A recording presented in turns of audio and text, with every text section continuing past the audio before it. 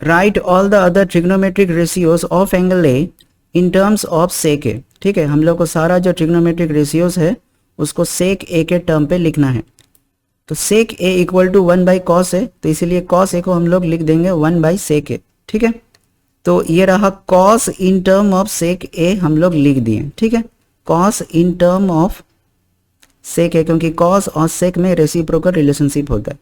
ठीक है, अब हम लोग आगे चलते हैं। ये रहा एक identity, trigonometric identity. So sine square A plus cos square A equal to 1। ठीक है, अब हम लोग sine square A equal to 1 minus cos square A लिख देंगे। ठीक है, क्योंकि ये कॉस स्क्वायर ए इधर आ गया आरएचएस में, तो ये माइनस में चला जाएगा। ओके, अब देखना फिर से, ऑफ कोर्स कॉस और सेक में रेसिप्रोकल रिलेशनशिप होता है, तो 1 माइनस 1/sec स्क्वायर ए। अब ये रहा एलसीएम आ जाएगा सेक स्क्वायर ए, तो एलसीएम हम लोग ले लेंगे, तो यहाँ क्या आ जाएगा, यहाँ 1 है तो ये सेक स्क्वायर ए हो जाएगा और -1, और यहाँ ये स्क्वायर था तो स्क्वायर हटेगा, साइन ए यहाँ होगा एलएचएस में। ठीक है, तो इसके चलते ये होल रूट में आ जाएगा। अब यहाँ ऑब्जर्व करना सेक स्क्वायर ए है, तो क्योंकि ये रूट में था अब ये सेक ए हो जाएगा। ठीक है, और ये मतलब रूट में रहेगा numerator part, sec square A -1। तो ये रहा साइन ए को भी हम लोग लिख दिए सेक के टर्म पे। ठीक है, इसको इक्वेशन 2 लिख दो।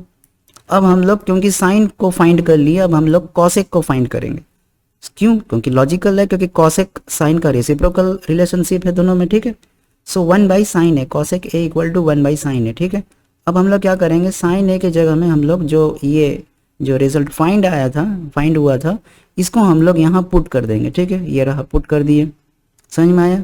तो देख लो ये क्या है, 1 डिवाइडेड बाई ये फ्रैक्शन है। ठीक है, और यहाँ ये लिख देना यूजिंग इक्वेशन 2।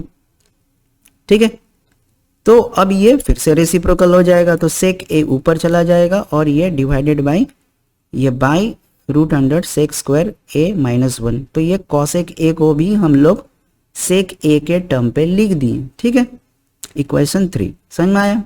अब हम लोग नेक्स्ट आगे चलते हैं। कॉट ए को हम लोग लिख सकते हैं कॉस ए बाई साइन ए। ठीक है, और कॉस ए क्या था, 1/sec ए।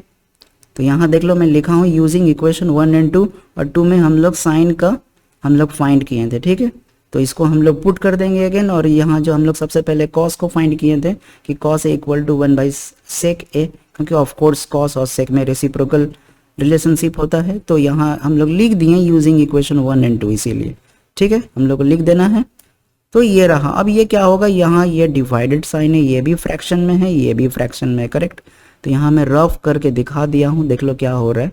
ये रेसिप्रोकल हो जाएगा तो सेक ऊपर आ जाएगा, तो सेक ये कट जाएगा। ठीक है, सेक है, और ये पार्ट रिमेनिंग बच जाएगा 1/√sec स्क्वायर ए -1। ठीक है, तो इतना आ गया कॉट ए।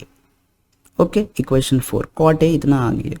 ये जो हुआ यहाँ मैं रफ में दिखा दिया हूँ क्या हो रहा है। ठीक है, अब हम लोग tan, क्योंकि tan इसके बाद कॉट के बाद मतलब tan और कॉट में रेसिप्रोकल रिलेशनशिप है, so tan A equal to 1/cot A, और कॉट का जो यहाँ फाइंड हुआ रिजल्ट उसको यहाँ पुट कर दो।